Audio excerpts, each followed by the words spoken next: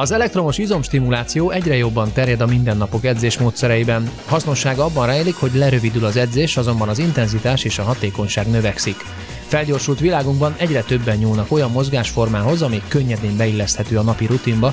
Ebben nyújt segítséget nekünk az eFit Training. Az eFit készülék egy hazai saját fejlesztési készülékünk.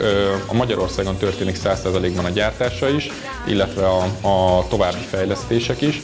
Folyamatosan dolgozunk újabb technológiai megoldásokon. Ilyen megoldás például az egyedi elektróda kialakítás, ahol a teljes izomfelületet lefedve egy olyan speciális anyagot alkalmazunk elektródaként, ami teljesen flexibilis és fölveszi az izomnak, testnek az alakját, formáját.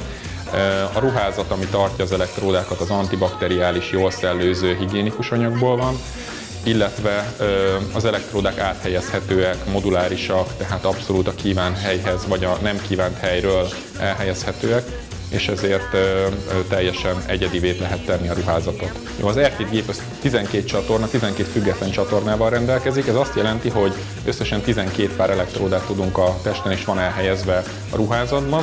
Ez 24 pontot jelent a testen, tehát az izomcsoportokra külön egyesével hajlító, feszítő izmokra, itt a biceps, tricepsre például külön elektróda, külön csatorna van, combfeszítő, combhajlító izmokra szintén, has, a hát az 3 szakaszra szét van bontva, ott is külön szakaszonként gerinc, merevítő gerinctartó izmokra, széles hátizmokra, a keresztcsonti deréktáji izmokra külön elektródapárok tartoznak, illetve a vádira is van elektróda, ami a nadrághoz kapcsolódik, és külön lehet azt is szabályozni. Hogy megbizonyosodjunk az eFit rendkívüli hatékonyságáról, olimpiai bronzérmes és többszörös világ- és Európa-bajnok öttúsázónkat, Marosi Ádámot hívtuk segítségül, aki napi 4-5 edzést végez el rendszeresen, és óriási segítség lehet számára, ha az 5 sportágán kívül nem kell még külön órákat áldoznia erősítő edzésekre.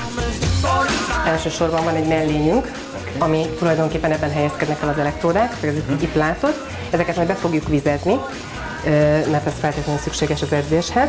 Jó, ezt fogjuk fölvenni elsősorban az ennes mellényt, illetve a mellényhez van egy nadrág, ami szintén ugyanilyen anyagból készült, szintén megtalálhatók minden egyes izomcsoporton benne az elektródák, itt szintén az elektródákat fogjuk vizezni, és utána a 2 ruha együtt. Tehát akkor csak egy ilyen alávetőző. Igen, így van, ez szükséges feltétlenül, ami nagyon fontos és előnyös, hogy nem a pamutruházatot vizezzük, ezáltal neked nem okozunk egy kellemetlen érzést, hanem magát az elektródát. Értem. Ezt megfelelően be kell vizezni, hogy semmiféleképpen szúró csípőérzést ne okozzon. Szerintem hány alkalommal célszerű, vagy hány alkalommal? Ezt az edzésformát mi általában heti 2 alkalommal javasoljuk, hiszen itt azért egy elég intenzív izomösszehúzódás történik az edzések során, és a teljes testet leedzük, tehát az összes izom dolgozik egyszerre, összesen 36 000 izomösszehúzódás történik a 20 perces edzés alatt. Éppen ezért javasolt a pihenőidőknek a betartása, mint ahogy valószínűleg minden más sportnál is. És mint egy élsporthoz, hogy beépíteni az edzés programjába? Tehát mindenféleképpen be tudja építeni az edzés programjába, tehát nem kizáró ok az, hogy más edzés is végez valaki, sőt, tehát ezzel tulajdonképpen nagyon jól fel tudja készíteni magát és az erőnlétét is. Úgyhogy a mindennapi edzések mellett természetesen ezt is be tudja iktatni, ami fontos, hogy azért egy 24 órás pihenőt feltétlenül fontos tartani az izmoknak. Közben mit érez az ember egyébként, tehát, hogy így megfeszíti az izmot? Igen, az izmot összehúzza és ellazítja, így van, pontosan ezt az érzést fogod érezni. Jó, ez nem kellemetlen, nem szúró, ami nagyon fontos, hogy az impulzus az egy ilyen fokozatosan érkezik, tehát nem kapsz egy ilyen hirtelen áramütésszerű érzést.